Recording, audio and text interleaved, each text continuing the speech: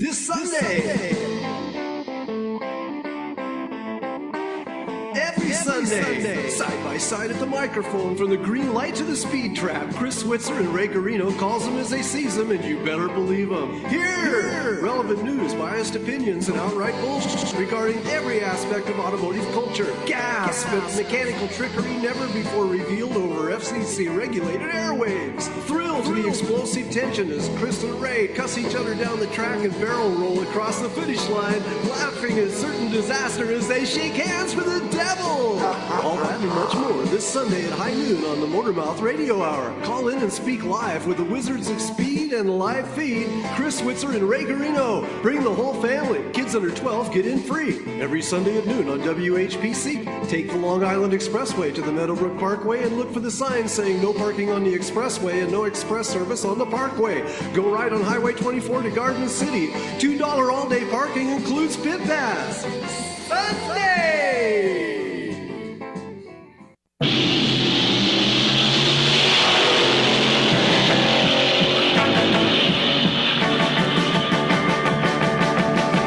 Knock a second off to get a trophy line. 1 grand, 2 grand RPM. If I keep breaking loose on the line, then I'm done. 3 grand, 4 grand RPM. That's why I'm winding out, I gotta. All right, if you're looking at high RPMs, you want to bend that tack needle, put it into the red, you've tuned into the right place. You've got MotorMouth Radio, Long Island's only automotive talk show with your hosts for the new year, Ray Guarino and Chris Switzer. How are you, Chris? I'm listening to the same old stuff all over again. What did you just play? That's RPM. RPM by the hubcaps, by the saggy seat cover, by the A band called the Four Speeds. Of course, the 4 speeds that sound like the 3 speeds. Well, hey, there wasn't a lot of change with this stuff. So what are you gonna do? But it's the Hondel CD. I will, I'll mix it up. I got some other stuff at home. I bought some. I try to look at some old automotive stuff. So here we are in the new year, and actually we're technically celebrating our anniversary, aren't we? I think we are. It's either the 3rd or the 6th. I had it as the 3rd. Okay, I don't remember. Gotta go back. Gotta go back to 2002. The first Sunday in 2002. That was our anniversary. So more importantly, it's 24 years. 24 years of doing this silly stuff. Yes. Of this mess. And it makes 22 for me. like we discussed on Playing in Traffic, I started doing that as a kind of as a fill-in, and 10 years of that's clicked by already. So wow. That shocks me. Because I remember when you first started doing Playing in Traffic as a, what was it? As a, I was a technical advisor. Right. I was like a technical advisor for Lou Santiago, who is a fabricator and welder. And I would ask him electrical questions. And he said to me, "Hey, you know anything about relays and wires, stuff like that?" And I was like, yeah, I kind of do. He goes, "How'd you like to come in the show? And you can answer those questions." Like, okay. So I figured I'd come off the bench and answer those questions. And that's how it started, That's how it always starts, right? Then, you know that. And then, like a lot of shows, Lou left. He left to follow up his own endeavors, which he went through a series of them which didn't actually work out the way he wanted them to. No fault of his own. And I stayed, with Louis Lee, and of course we had Chassis John, Matt Goman, Brian, Jim is on there with us, and Vince, Isaac, and Justin, all the regulars. Oh yeah, you got hundreds of years of automotive knowledge on that show every week. There really is, and it's like amazing. Any other conversation where you have car guys together. The brain trust is quite amazing when you hear what people can come out with, and that's kind of what people have said about this show. We do kind of pull some real weird rabbits out of our hats. Yes, we do at times, and they not always out of our hats, but we're always pulling them out of somewhere. Hey, I want to tell you something that happened last week. Remember, I showed you that magazine that I brought in, High Performance. Yeah, saw a picture of it on Instagram. Very nice. I sent it. I queried our poobah in the sky, Marty Shore, and I asked him, "Do you know about this magazine?" Because it was East and West Coast. Marty replied to me, Yeah, he did. I had to send him a picture of the masthead, and he did. So he told me, I have Marty's email right here. Right. So he says, now I remember the magazine in the background. It was never really a competitor for Cars, and Right. it flopped. His magazine was Cars. His was Cars magazine, right? Right. And he did others too, and he said it wasn't really a competitor, and it flopped after a few issues. Here's the backstory. Oh, there's a backstory. Good. Yeah. Now I'm going to pay attention. Mel Jackalau, or I guess he came to Cars magazine as an editor, and then a few years after Marty was named editor of the other magazines. He was not a car guy, but a really good editor. All right. Okay. In 1965, he had a conflict with our publisher and he was let go. So it kind of sounds like the radio world, right? Yeah, sure. Hey, you're not doing the right job. Get off the air. It's the reason why there are Italian sports cars other than Ferrari. Hell yeah. Because everybody who has produced other Italian sports cars had a fight with Enzo Ferrari. Sure. And Enzo says, you want to do it, you do it yourself. You go, you make your own car. And some people did. Sure, anyway, sure. Go right ahead. So Mel was let go, and then Marty says, I got his job, later becoming the editorial director of all the company's car magazines. So that's when Marty became the real Grand Poobah. The Chief Cheech. Right. And he said Mel decided to become an editor and publisher of his own magazine. That was the one that I had shown, and dealt with all the same freelancers who had worked for the magazines. That's how I saw the article by Roger Huntington. I know I'd seen him in Cars and other magazines. He was a freelancer. So Mel was dipping into that pool, if you will. Right. Well, which is obvious because that was the pool that he came from. So why not return to it with his own magazine? Sure. The world, you know.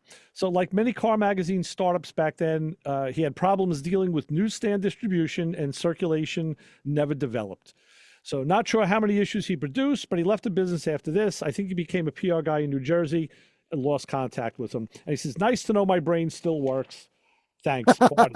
So, and that was the thing. See, Marty had the connection with Joel Rosen at Motion Performance. Of course. Marty became the ad guy, and Joel made the steak and Marty made it sizzle. So Cars was heavily advertised through there. All the motion cars had Cars magazine stickers on them, and they cross-promoted like crazy.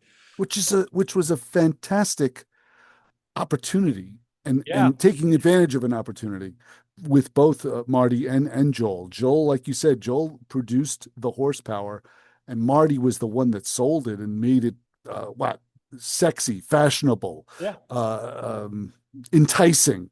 Right. And that was and yeah, it was like a 1-2 punch that has never been duplicated. That was something so extraordinary at the time that no one does stuff like that now. I know there was a guy that was trying to produce a Yenko Camaro with the existing Camaro cars, and he was trying to talk to GM, and I remember reading an article on it and never saw a single car past that article, and no one knows what happened. I mean, if anyone knows what happened to that whole endeavor, that was a couple of years ago, it was like the resurgence of a classic muscle car, Yenko Camaro, and I've heard nothing. If you remember, years back when Joel was alive, we had him on the show because there was a guy upstate they were remaking the motion Camaros with the new Camaro, the LS-based Camaro. Right. This was the same thing with the Yenko Camaros. It was the new Camaro. Stuff comes and it goes. Mm-hmm. But so anyway, if you're coming and going, or if you have some alluring or sexy or thought-provoking things you want to talk about, you can call us at... I was going to say, call another show because it's not going to do much here. 516-572-7440, or you can text us at... Yes, you can text us at 203-670-4127. Now, there is another text line people can call here, but I want, but the problem is I really can't access it because I have to, it's the screen that you're on. But we do have a call, so good. Let's go to the fun and the call and say, hi, caller, you're on with the MotorMouths. Hey, MotorMouth guys. This is Kenny, the Barney Miller guy from a few weeks ago. Oh, Kenny, how are you? Hey, Kenny, how are you? Good. You guys, I'm like living vicariously through you guys because you're about my age, I'm about 62. So I remember, going in the library and taking a hot rod and a car craft and a popular hot rodding with my razor blade and cutting out the good pictures, things like that. Yes. But I could never afford to buy a nice car, things like that. Although my first car, and you probably never even heard of it, a 55 Chevy 210 handyman wagon. Sure. Oh, yes, I have heard of that. Yes. Totally. Did it have windows in the back or no? Nomad. It's not a Nomad. Not a Nomad. It's a straight post. Right. So it was that we call those sedan deliveries. Yeah. No, it wasn't a sedan delivery because it had windows all around. Oh, it did have windows. Okay. They had a 150 handyman and a 210 handyman, but windows all around. Right. And the reason I bought it, my favorite movie at the time when I was becoming a senior in high school, and still is, Hollywood Nights. Yeah, the Pie Wagon. And and the Pie Wagon. But the Pie Wagon was a 56 sedan delivery. Right. I couldn't find one. So, I wanted to be New Bomb Turk, so I found the 55, and we called it the Pie Wagon. And that took me through college and, a couple of years as an engineer. And then I started getting, reasonable and family and house and kids and all that. And then I started saying, wait a minute, I can't race cars anymore, so what am I going to do? So now I work on small engines. It's not a good time. Well, and that's good, Kenny, because as you know, we do cover that stuff a lot. We work on literally everything that comes our way. Since this is it's like our anniversary show, we might as well recap a little. I remember it was 15 years ago. A friend of mine came over to the house and he saw I had a Hunter ceiling fan in the garage. He goes, hey, that fan will make, and he was a big rat rod guy. He said, that'd make a really cool air cleaner, the body of the ceiling fan. And I said, you're right. So I did. I kind of crafted this thing and cut out the base to fit the Weber carburetor on my Fiat and made the typical newbie mistake. I got it all. I had hours of work into this thing, brazing and all sorts of crazy stuff. And then when I put it on the car and closed the hood wouldn't close because it hit the top of the deck. I was like, oh, I can't believe it. So now it became a piece of garage art, garage junk. But we reported on it because we report our failures as well as our a lot of those. And so the next week somebody calls and says, hey, I hear you guys work on ceiling fans. And I said, well, okay, technically, yeah, what's the problem? And basically we troubleshot his ceiling fan problem over the phone. So yeah, it's with this show, it's the sky's the limit. Small engines are also our forte. So we probably not as into it knee deep as you are, but yeah, we've had our fair share of throwing them off the bench, so watching them bounce. Kenny, how do you deal with? Because I found out last year I watched 930 different YouTube channels. I got my report. And some of them are small engine repair because I do dabble with that. How do you deal with the carburetors on the small engines? Do you clean and repair them or do you just replace them? Well, that's a funny topic because with the advent of cheap Chinese ultrasonics now, everybody has an ultrasonic cleaner. And they think, we'll just ultrasonic. But wait a minute. You can buy a cheap Chinesium carburetor on Amazonian for $12. Right. Okay. So is it worth spending $30, $40 an hour, whatever your labor rate is, because you're doing it on the side, right? So I'll be honest. There are some carburetors, like if I'm working on a Kohler Classic K Series in an International Harvester Cup Cadet, and the guy wants to be all original, I'll rebuild it, I'll clean it, and I'll do it the right way. But if the guy just wants to get it running, how can you blow smoke at $25 for something brand new out of the box that's going to work? Now, 10 years ago, the Chinesium stuff didn't work. So after a week, they'd call you back. Oh, it's crap. It doesn't work. But now the quality's gotten better. And like I said, I do a weekly live stream on my YouTube channel. We talk about the stuff all over the world, people, and they're all saying, ethanol, oh, my God, it's poison. It is, okay? But the rubber's gotten better. The metals have gotten better. But I'll be honest, you open up a carb and a float bowl on something that's been sitting with ethanol fuel for a year, all bets are off. I just did one, and I posted the pictures a week or two ago. It was in Edelbrock, and it was just totally varnished. And I did ultrasonic it. I did, I gave it the real heavy duty treatment. But what one of the things we preach here is to use a fuel conditioner with the fuel, so that doesn't happen. And there's a lot of them out there. We have our favorites, but I tell people, especially if the vehicle or piece of equipment, I never recommend it with. I run it through the small equipment, but I always say drain that tank. Let the engine drain, run through before you store it. But one tip I can tell you about storing, though, a lot of carburetors that have drains, the drains are located at like a 45-degree angle off the bowl. It doesn't get out all the fuel, and you're left with schmutz in there that could get into the emulsion tube upon your first startup. So when I recommend people draining the carbs, take the bowl nut off the bottom, make sure it's all out. The other thing that I do is with the snowblower, and I run it with the conditioner in it, and when I know it's getting low on gas, it'll start to sputter. I pick that snowblower up and put a 4x4 under it to get that, the lowest, make sure that the tank is at the lowest point. It'll get everything through. That's another way of doing it. But right, taking the bowl off is that's a great idea.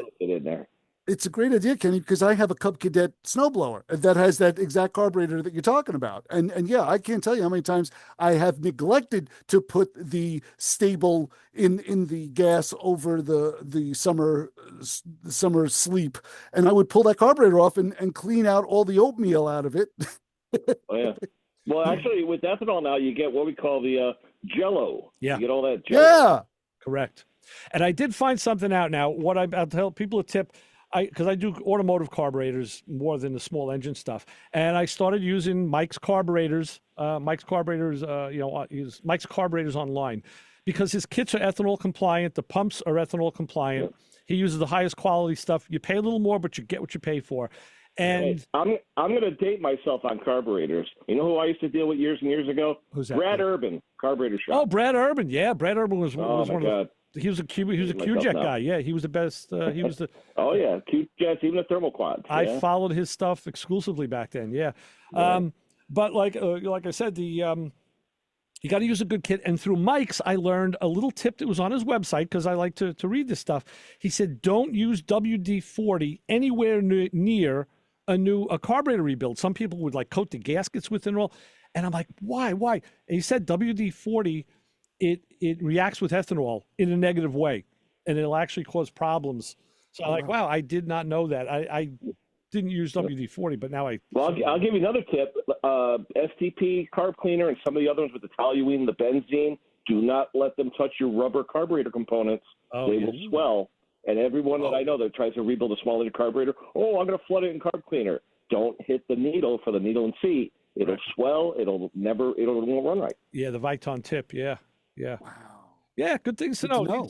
These are things that so let me ask you this. With the ultrasonic, do you have a cleaning solution of choice when you do carburetors and or other parts? Well, everyone has their magic elixirs. Years ago, everyone used to say a yellow Harbor Freight cleaner was a good cleaner, but then they put chemicals in it that turn everything black, so that's not good. But honestly, I heard your show the other day, and I do what you guys do sometimes. I got my Jif peanut butter jar. I'll put gasoline in it, put the cube carb or whatever in it, and then put it in a bath of distilled water and do it that way. Right. That's a great idea. But in a pinch, though, I've used Simple Green, a little bit of there, or even Dawn dishwashing liquid with water. I mean, as long as you rinse it and blow it out properly, I mean, everything works. Just don't use carb cleaners and stuff directly in the ultrasonic. It's not safe, number one. But I made the mistake of buying a Harbor Freight ultrasonic 20 years ago with a plastic tray, and I put carb cleaner in it, and guess what? I had white gravy in there when I was done. What the heck's going on? Well, I do have a couple cleaners now, and they're all Vivors. They're off Amazon. And I had trouble with one with the switch, but I had to change it. One of them I use just for cleaning my vinyl records. I do vinyl album cleaning. I got a 1951 Seabird B jukebox. Sweet. There you go. Like I First said, commercially available 45 RPM jukebox, Excellent. 1951. A couple of weeks ago, I did say that now I started using when I used Simple Green or Purple Power on the carburetors. Like you said, it turned them black. You can reverse it. You can clean that.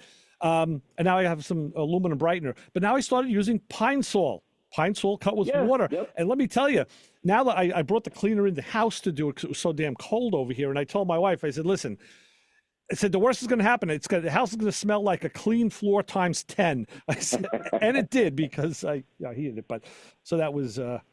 Kenny, we got a question actually on a text at 203-670-4127. Our Joe the Undertaker says, would it be better off running mowers, tractors, and snow blowers off season every month or so? Great question, Joe.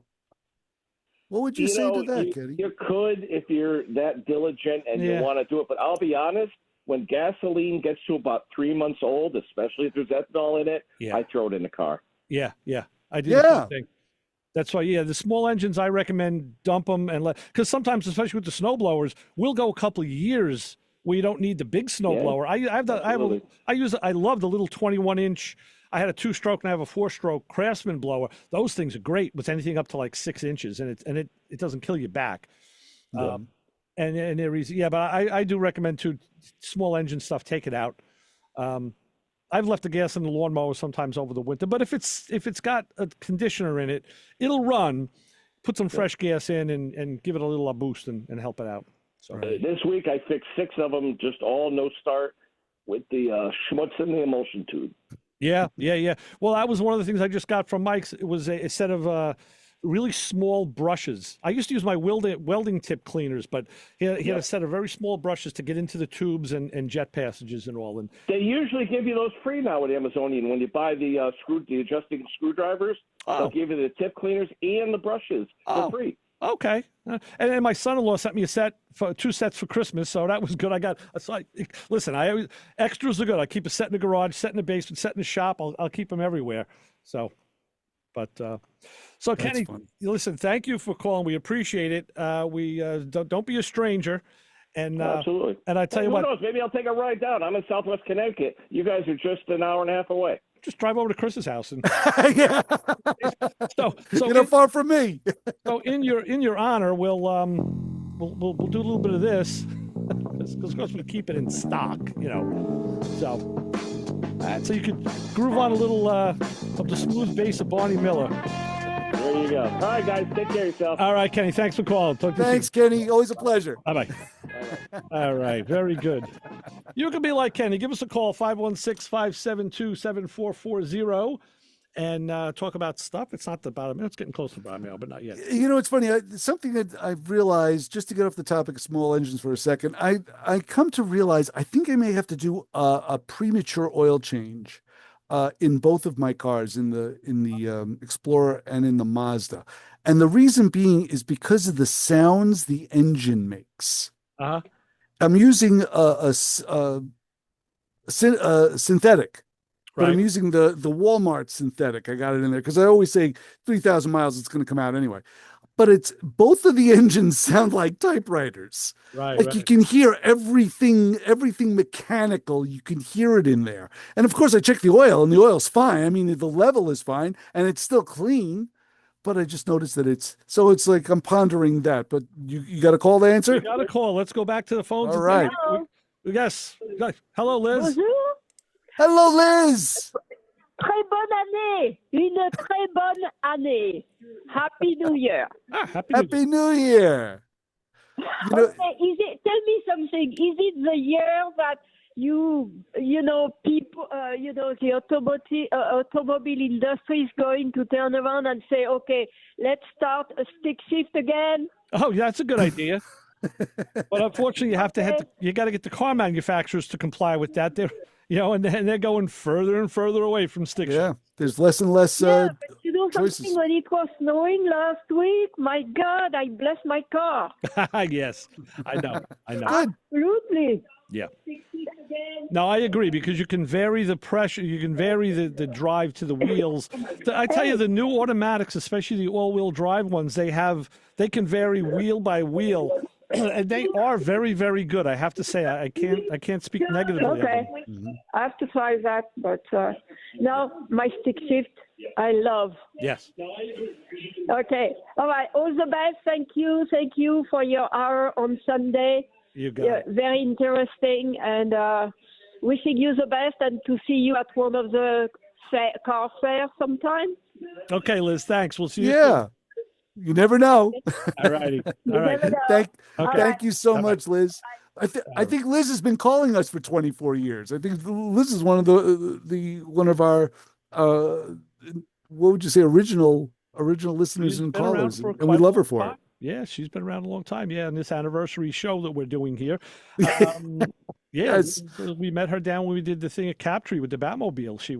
She came down. I think that was the first time we met her in person. And I think I also remember when we were taking apart the Chevelle, when you guys were taking apart Oh no, that was the Buick. That was the breast cancer Buick that we did. oh, the breast cancer Buick, right. The AutoZeum. We did it over here at the Cradle of Aviation, Mhm. outside by the Children's Museum. We did it there. Liz came by for that also. Yeah. Yeah, there was a lot of breakfast cereal on the ground after Oh. that car coming apart. And but it A lot of came out, rust. it did come out beautiful, like the Chevelle that we did with Mike, his car. Another one came out just absolutely gorgeous. Hmm. Yeah, good jobs all around. But yeah, just thinking about the oil for a second, just wondering, how do you feel? How would you've been using synthetic oil in some of your crankcases? Have you noticed any performance issues, any sound issues? No, Nothing. no. Things and you're using the same oil? Are you using the same I've Walmart synthetic, or have I've you switched been? it up over the years. I've used different stuff. Mhm. I in the newer car I was using Mobile One, but I used the Walmart synthetic. I used the what's their brand? Yeah, we know. Oh yeah, power It's the blue bottle. Yeah. Well, anyway, power I do save, use the power Walmart. No, surge. no, no. I do use their brand, but I've also used other brands that I've used Valvoline. I've used Castrol, um, and all synthetic or semi-synthetic. Yeah, Because I'm going to go back to the blend. I liked their blend. okay. And that's all I can tell you. It was just a synthetic dyno blend, I would Uh-huh. say. And for some reason, and this is something I found very interesting about dealing with oil suppliers at Walmart, sometimes you can't get it. Like it's gone off the shelves. If like a couple of months back, I was looking for the blend and I couldn't find it. Like it was, and I went, all right, the synthetic is here. Let me try that. Maybe they're just phasing the blend out and Mm, now they're going all synthetic. So I tried the synthetic. yeah. But of course, I go back there, when was it? A month ago, and there's the shelves are stocked with the blend. I'm like, ah. I found by me also in Walmart, it's kind of a crapshoot. Sometimes Yeah, it's fully stocked. Other times there's a lot of spaces on the shelf. I guess you just hit the cycle of how they restock. that must be it. It must be it. There's no Yeah. rhyme or reason. It's just whatever's there is there, and whatever's not, you Right. gotta wait for it. Right. So yeah, so that has been my lament the last Okay. couple of 25-degree startups in the morning. Yeah, I've had no problem with anything starting, luckily. So that's Oh yeah, yeah. no, Actually, no the problem Mazda, starting. the Mazda, I've been playing with this issue for years when my wife was using the car. Every once in a while, you would get in, hit the key, and it would just click. It wouldn't, the starter wouldn't turn. And I found if you hit it a couple times, it would click. I was thinking it was electrical. I traced that down. It was all good. Then I'm thinking, the starter, maybe it's a solenoid. Right, solenoid. And then it kind of got better. And then, and it happens occasionally. Well, now the last couple days I've been using it, even this morning, it was Wait a minute. maybe 15, 20 clicks before it would go. It So got better. no, it got better years ago, and now it got worse. So of course, when it's the cold of winter, that's when something's going to go. So I don't know what I'm going to do, if I'm going to investigate it. So far, it's been manageable. Now it's getting to the point where it's got me thinking a little bit. Uh-huh. Yeah. And that is something that I found that we can admit to making that statement that, okay, let's see if this problem gets better on its own. Let's ignore this until it gets better. Vince, it's Super Tech is Walmart's brand. Thank you, Super Vince. Tech. That's correct. That's it. So while we're talking about that and limiting, we're at the bottom of the hour. So let me take care of a little business here. Right. We are, as I look out by the WHPC weather window, What do you see, Ray? Our WHPC weather forecast is powered by Pantano's Gourmet with locations in Hewlett and Uniondale. It's a beautiful day today, cloudy, a little cloudy, but mostly sunny. I'd say high of 33. It's a bit chilly out. Tonight, clouds continue low at 24. We're in that downward cycle. Tomorrow, cloudy, high of 36. I hear we're up for a little bit of a warming trend. Tomorrow night, maybe a little lingering snow, but that'll be okay. You know what?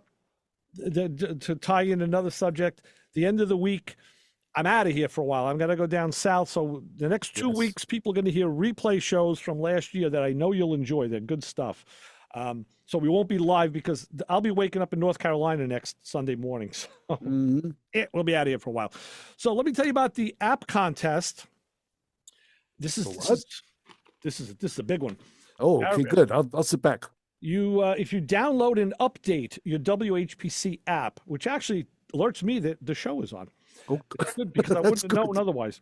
No, you wouldn't have. You can enter to win a 4-pack of tickets to see the Hot Wheels Monster Trucks Live Glow and Fire 2026. They're very small cars that are jumping over No, Hot Wheels. these are the big versions. This is the last time ever at the Nassau Coliseum on Saturday, January 17th. 2 weeks. Bringing Hot Wheels monster trucks to life. That's what they're doing. These are the big versions, including the Mega Rex, the Tiger Shark, the Bone Shaker, and Skelosaurus. Well, it sounds like every Saturday night when I was single. And they'll be alongside the other guys that you knew, the FMX riders, performing jaw-dropping stunts and a fire-breathing, car-crushing robot dinosaur. What else could you ask for? Wow, that'll drop my jaw. Plus, there's more. Wait, there's more. I'm not done. See the all-new truck to the tour, the Rhino-Mite. That's the Dynamite Rhino-themed truck charging horn first into the competition. Hey. More information is available online at NassauColiseum.com, but download and update your WHPC app and enter to win now. I heard about the Rhino-Mite. You get shots and it clears it right up. A little bit, yeah. Do we have an honor group of the hour for the new year? As a matter of fact, we do. The MotorMouth Radio honor group of the hour. I don't know if I can beat what you just read, though. This week... That's tough. This week, the new year... Same car loyalists. While everyone else is chasing shiny leases and bigger monthly payments, you look at your trusty ride and say, you're not going anywhere off that driveway. You're familiar with the same dents, same quirks of your ride, and you deal with that mysterious rattle that only shows up when you're late for work with absolutely no regrets. You don't need a touchscreen the size of a television or a subscription to use the heated seats.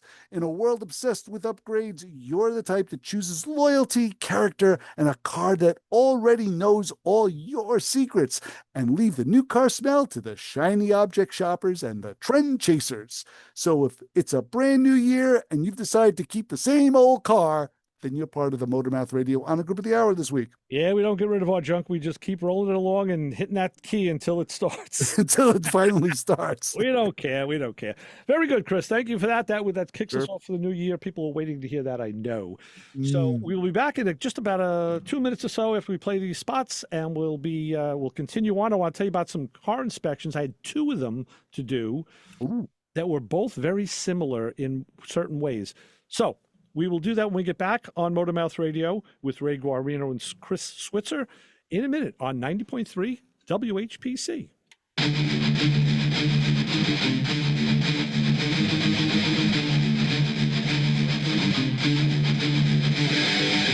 Shut up, sit down, you fool. Welcome to school.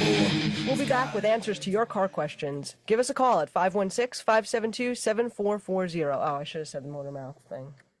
This show on 90.3 WHPC is brought to you by CarStar Celebrity Chase Collision, with 2 locations in Limerick and Oceanside, who remind you that New York state law says you always have the right to choose which shop will fix your car. CarStar Celebrity Chase Collision offers a full range of services, 24-hour towing between Montauk and Manhattan, shuttle service, and they can help you with a rental car arrangement if needed. All repairs include the CarStar Lifetime Nationwide Warranty, ensuring that the experts at Celebrity Chase Collision are always on your side. Y sí, hablamos español. More information is available at 516-593-0920 or online at celebritychasecollision.com. Okay, Mark Warman here from Graveyard Cars, hanging out with my buddies at, what's the name of it again? MotorMouth Radio.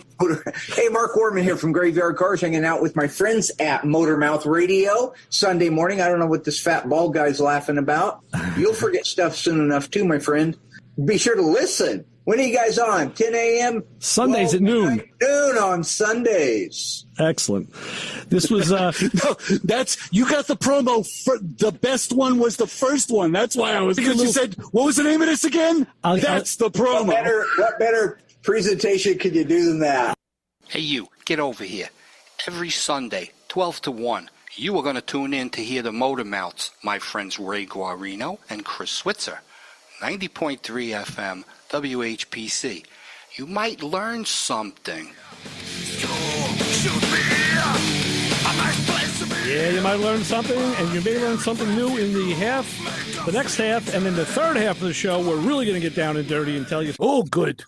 So, yes, we are back. And Chris, I want to tell you, we spoke last week. I told you about a car inspection I had to do. I felt it in my bones. I do the pre-inspection, pre-purchase inspections for classic and cars. You knew an inspection was on the way by the. Because it was cold out. The feeling in the knees. Yeah, I knew it. Well, I got one day, and the next one followed on the second day. So the one I talked about last week was a 70 Camaro. I saw the picture of it on Instagram. Yeah, you know what I like about it? The little lot you have the alarm key that's in the driver's fender next to the marker light right in front of the car. That's interesting. So indicative of the 70s. It is. And there was the alarm horn in there that he took out. And I told the guy, I said, I remember from my older brother, he was 10 years older than me. I remember back in the day, that was very popular. Guys would put the alarm in. But what they did is the auto parts stores caught on, and they sold those just a key switch blank, but it was magnetic. And you would just stick it on the car. So people would think you had an alarm, but you really didn't. You didn't. But the funny thing is, the picture I put up was the right front corner of that car, and that alarm key is on the left fender. Really? Yeah. It's on the driver's side. It is on the driver's side. You got a picture of the driver's side of the car. Did I? Yeah. The lead picture on YouTube. Well, maybe you're looking on Instagram. Yeah. Okay, I did. Those are the static pictures. Okay, gotcha. It's not like a negative flip. No. Okay, it's Instagram, not YouTube. Okay, so that car was a 70 blue on blue Camaro with a white pretty car. The second one is a 68 blue on blue car with a black vinyl top, like same color. And I came to find out the same prospective buyer was looking at both cars. That's interesting. A guy out of Connecticut, as a matter of fact. Mm-hmm. So we were scratching our heads like, wow, that's kind of weird. Does he want both of them, or is he trying to decide one for the other? And right. And it was just kind of interesting when you get into the semantics of what's going on. You kind of your head scratch, But yeah, it was Camaro. It was definitely Camaro week, and two totally different cars and totally different. I told you the one with the 70, the guy was kind of, no love lost. It was like a commodity to be bought and sold. He was looking to sell it. My kind of guy. But the 68, the owner really had more, and he didn't own it for too long, but you could tell he was involved with the car more. He cared about it more. And he said, listen, if they don't want to make the price, I'll keep the car. But interestingly enough, he was telling me that he had a new C8 Corvette sitting next to it in this garage. Oh. And he said, I said, if you don't mind me asking, because I will talk with the guys, I said, why are you selling this car? It's a beautiful, the 68. I said, it's a gorgeous car. Everything is done. It's gorgeous. Mm-hmm. He said, it's kind of stock, had 327.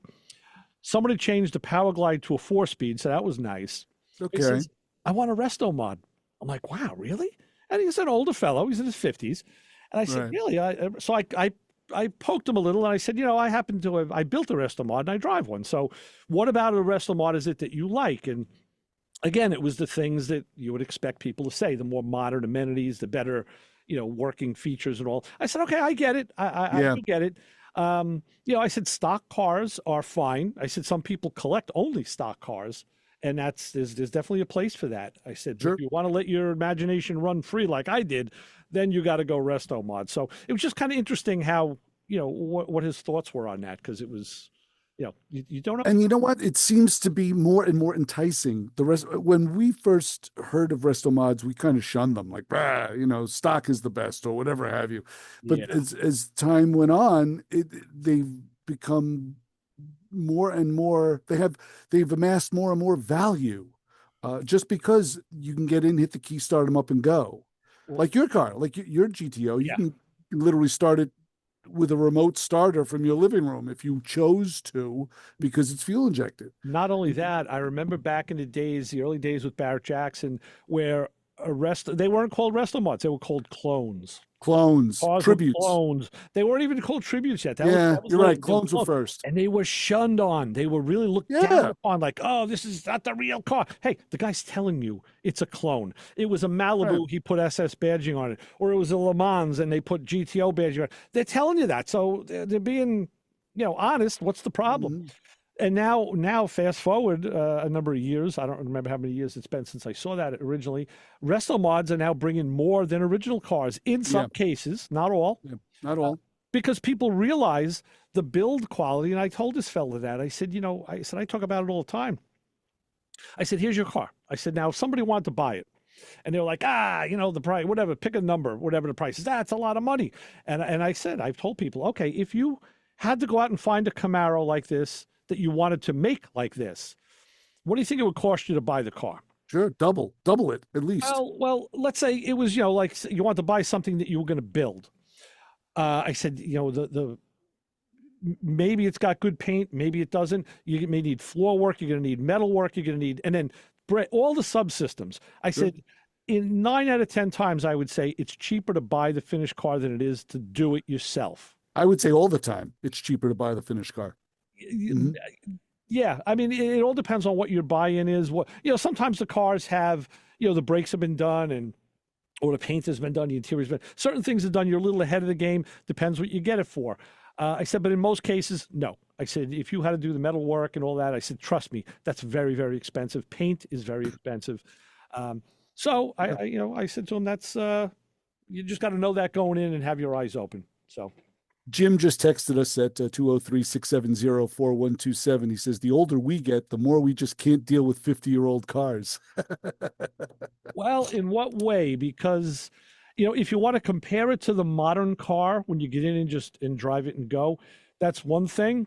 The amenities. I mean, some people really love their amenities. They love and I actually like seats out of my Mazda. But the cup holders and all the electronic gizmos and doodads. Truthfully, I'm the kind of guy, I guess because I grew up with it from day one, when I get in the older car, it's almost like a switch gets thrown in my head and I know, hey, I'm in my Fiat.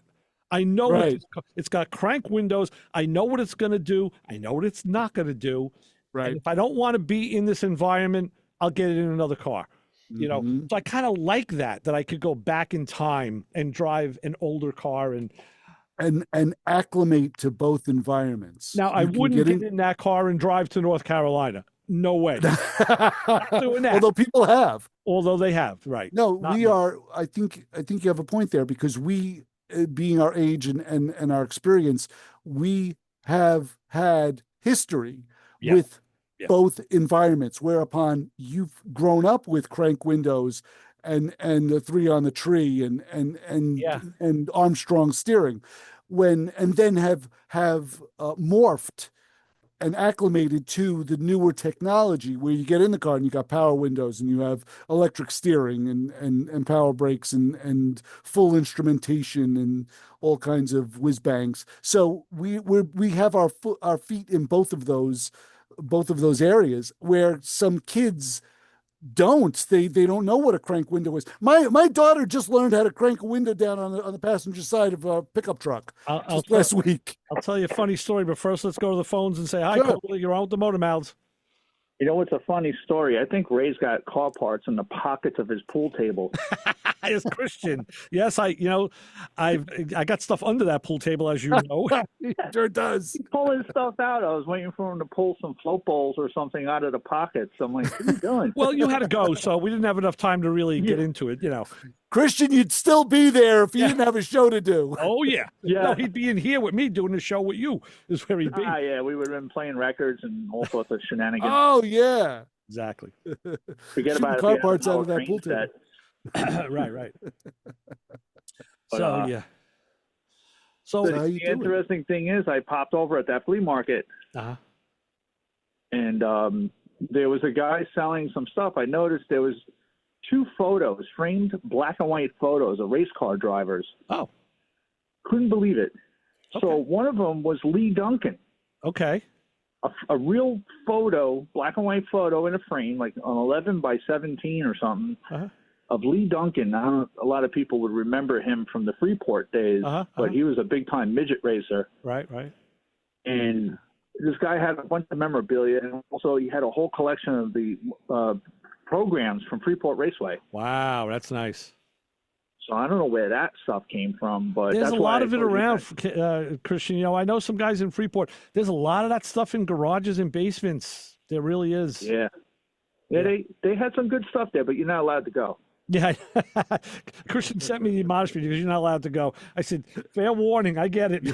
You don't go. I didn't send photos. I didn't take a video. I didn't do anything. I walked through. I met the guy who runs the show, and I said, I got stuff to get rid of. You want to buy it? Because you want to buy a table there. Well, let me ask you this. I'm sure there wasn't a lot of automotive or motorcycle stuff there, right? There was, there wasn't like car parts and stuff, but there was Right. some kid there that had a couple. He had albums, car-related LPs, like big Sounds of the Dregs. Yeah, man, I got that one. Ray can't go. Me too. I told the kid, Right. Oh, but man. he had them framed, and he had another album. They were like in pairs, and it was like, wait, I don't have that album. I'm like, oh god, I gotta get out of here. What was he asking? What was the asking price? I could still go there. I told you, not allowed to go. I could go after the show. I'll go right there. How much was he asking? Is it worth it? No. Come on, albums are small. They don't take up space.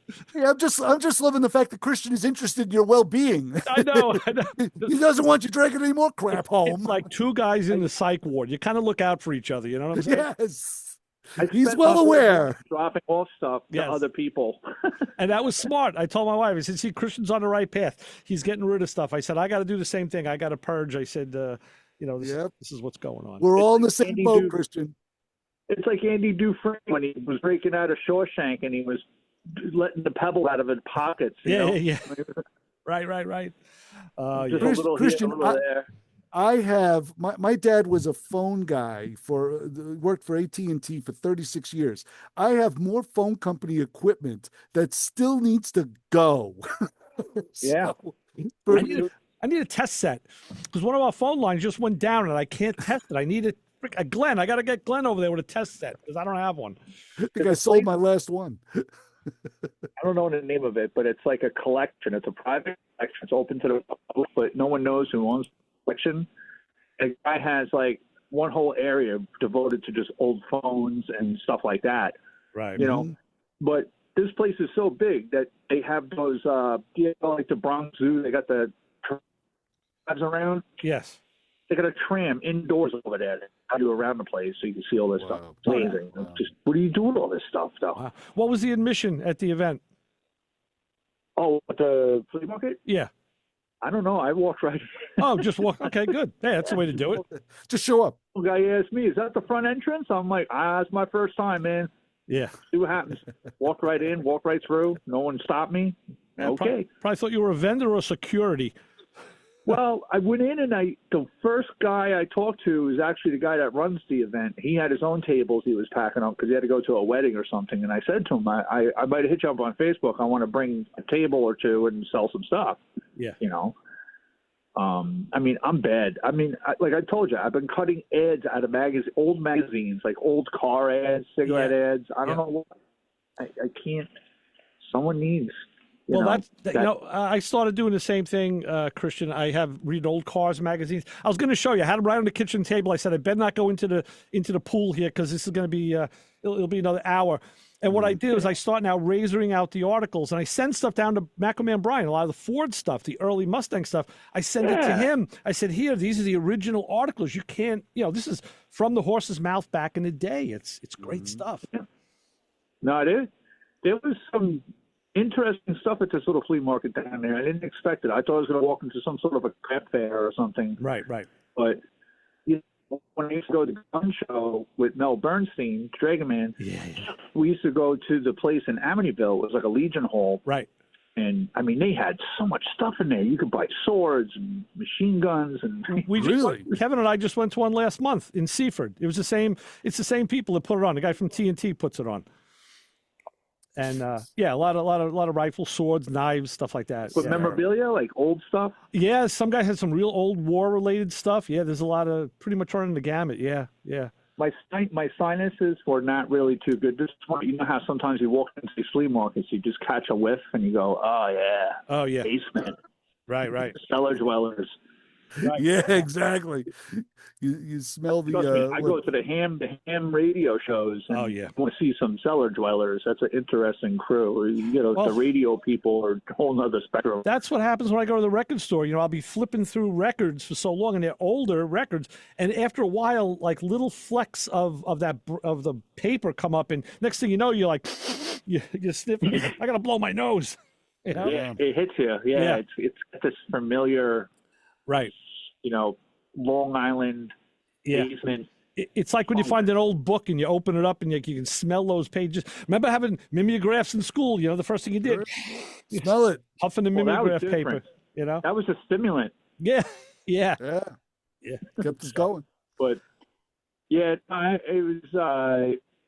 I they were setting up a flea market over at Merrick train station too, or earlier. Yeah, and I'm like, who's going to be out there walking around in this? No, a little cold for that. That's a little premature. Yeah, there's like empty warehouses that they could set these places up for an indoor flea market. Yeah, they should do an indoor car swap meet. I think that would work really well here. You remember when they used to do a bike show at the Freeport Armory?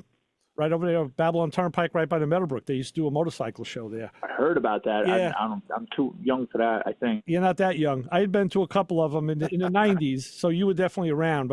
And there was there was club activity. Let's put it that way. So. Oh, that deal. Yeah. You would or wouldn't want to go. So yeah, sometimes I went, sometimes I didn't. But I mean, we used to go to the Roosevelt Field when they had the flea market. Right, Roosevelt Raceway. Half out. And then there was another one that was like half and half, indoor and outdoor. Right. Right. But, it's just, I think today's, I didn't think there's still a scene for these flea market people, but, I think we need a solid place that everyone would know to go to. My good friend Rick, his brother does one in Brooklyn every week. And it's like kind of like I think they close down the street and it's like a religion. And he has, like, the vendors have people that come back to them all the time. Like that's their guys. And he flips stuff and he says, it's crazy because a lot of guys are trying to maximize and get a lot for something he goes, you know what? His theory is quick flip. I'm going to make it up on I'll do volume instead of like big small sales. And that's the way to do it. Keep that inventory, turn it over. Well, it was eBay that killed it all. Yes. I mean, basically, because I can't tell you, and Christian, you probably know more than most how many people you've had conversations with, and you're talking about the price, and they'll go, "Well, I'll sell this on eBay and get more for it." Well, then you go ahead and sell it on eBay. I'll buy it from you right now. Do now. I hope the flea market's coming back. I'd like to see that. We need more. So would I. eBay, you can't physically contact people. Right. Yeah. Someone's at the door. Barking. Someone's at the door. I gotta go. All right, Christian. We'll talk to you soon. Good seeing you this morning. I'll talk to you guys later. Always a pleasure. Thanks. Take care, Christian. All right. So moving into this year, yes, we're looking for more good stuff from Christian and the crew. So we're getting close to the end. We're going to be. We only got about another 7 minutes or so left, and then we're done with this. But I remember when the greatest time in the world was going to the English Town Swap Meet and Auto Show twice a year. Without doubt. And it was an event. It was a 3-day event, and it was twice a year. So you can collect all the junk that you amassed in that time and drag it down there. We used to buy a spot, and we'd sell all of our stuff and buy new stuff, and then drag that back. Sure. It was a religion. I can't tell you how many times I've been at meets and you're at a friend's table and he's like, "Hey, listen, do me a favor, watch the table, watch the spot for a while." I said, I forgot, I got to go hit the bathroom. No, he's going out buying other people's stuff and bringing it back because, he wants to see it on there. I'm like, oh, jeez. Okay. But, yeah. I mean, I remember when you couldn't leave the table because the second you left the table, someone was going to show up and buy something. Well, you got to have stuff tagged or taped. You got to have prices on it. People can see. So I'm going to see, I always say I'm going to do it. I never seem to get the chance. But when I'm down south, I always like to go to stuff that's out of town, so to speak, see what's going on in other areas. Yeah. And I haven't gotten to any of the flea markets down here, but maybe I'll see if there's something going on next week. Maybe I can. Actually, I'm going to be working on my daughter's car again, her RAV4. So I already have. I'm amassing bags of tools. I'm charging up all the batteries on the Milwaukee stuff. Wow. I got to load my floor jack. I'm doing a 4-wheel brake job on her car. Oh, geez. While I'm down there, well, it's got to be done. And I want to see, she has a a member of the family, one of my son-in-law's cousins has a shop where he sells cars.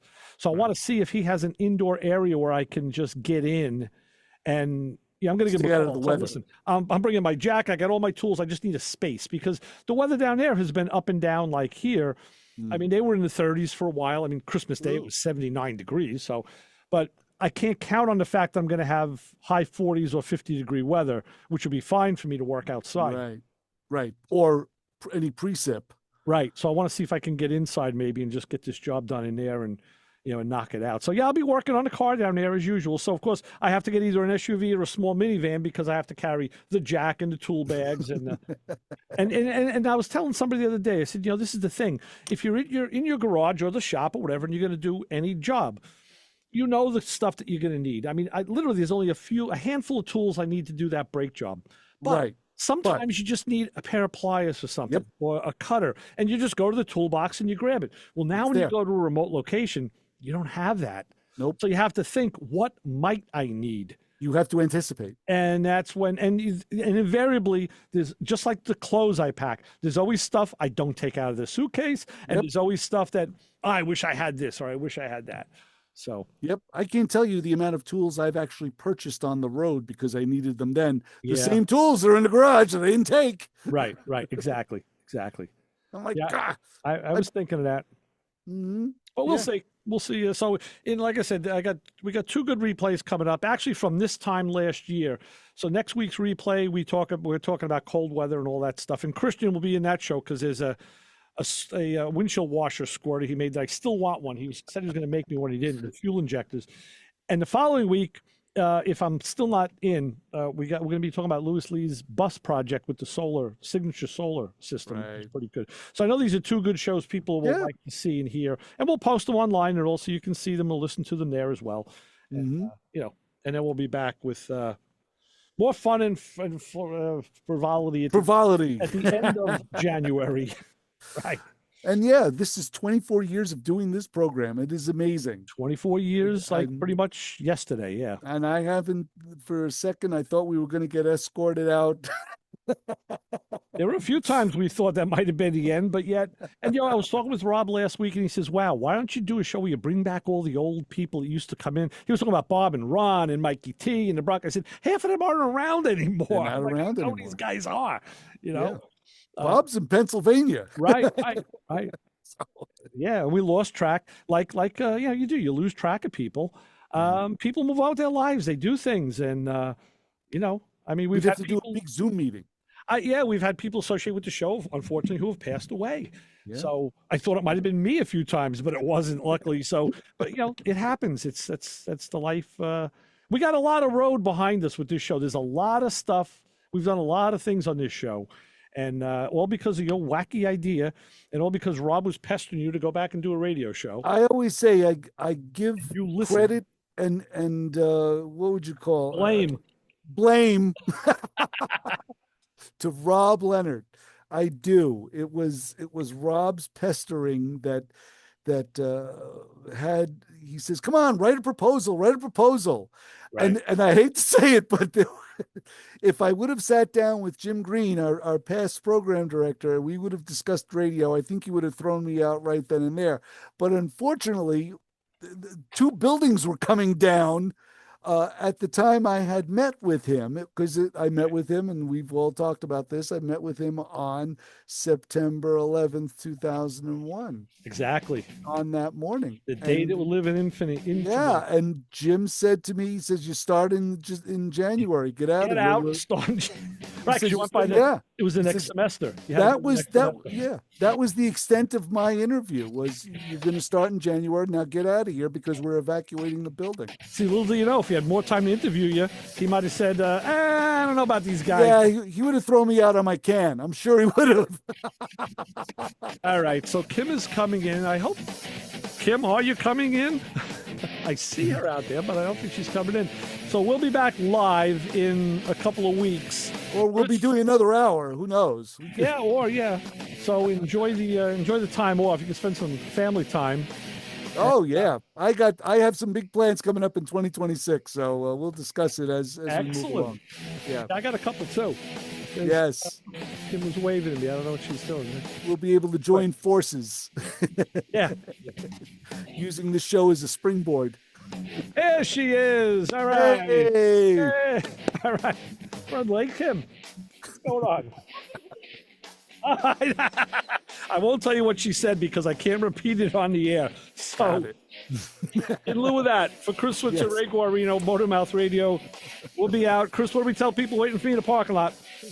Keep listening to us in 2026 and don't follow us home. You got it. 90.3 WHBC out. See ya. See you. Bye.